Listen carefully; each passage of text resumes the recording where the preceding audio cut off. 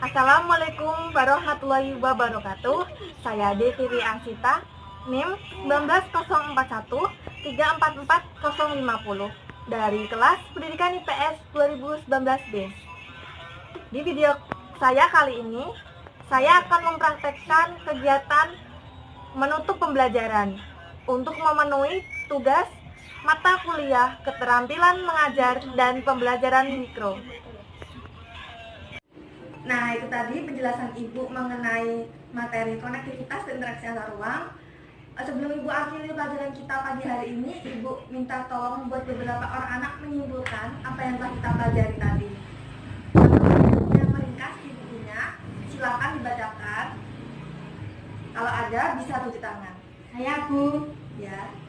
Dari penjelasan tadi itu kesimpulannya yaitu interaksi antar ruang, yaitu berkaitan suatu daerah dengan daerah lainnya, dan suatu kegiatan dikatakan sebagai interaksi antar ruang jika memenuhi syarat, yaitu saling melengkapi, kesempatan antara keadaan dapat diserahkan atau dipindahkan. Begitu Bu. Ya, bagus kesimpulannya. Ada lagi yang mau menyimpulkan apa yang kita pelajari tadi atau yang mau melengkapi jawaban dari temanmu? Ya.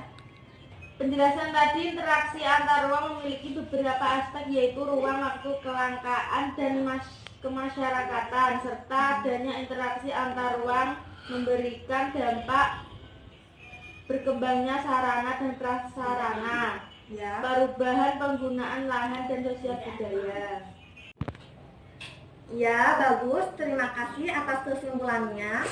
Untuk beberapa orang anak tadi udah mewakili teman-temannya menyimpulkan apa yang telah kita pelajari tadi.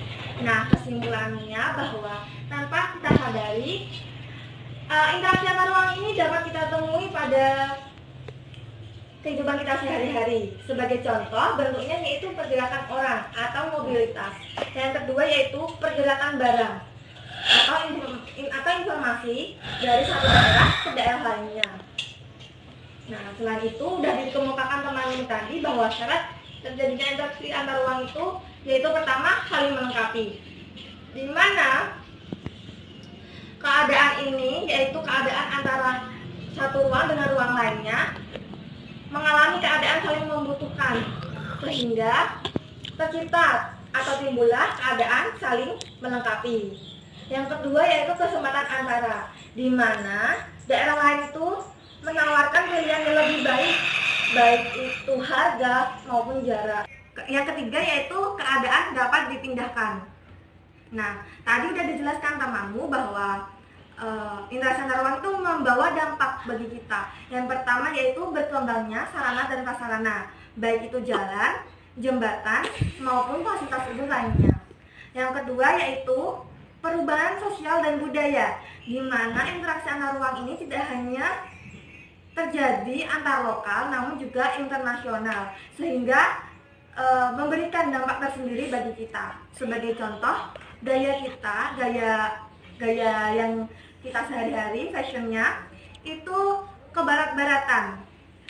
Yang terakhir yaitu perubahan penggunaan lahan, di mana terjadinya mobilitas penduduk itu dari lahan yang awalnya sawah menjadi lahan pemukiman. Nah, itu tadi kesimpulan yang kita dapat dari pelajaran kita hari ini.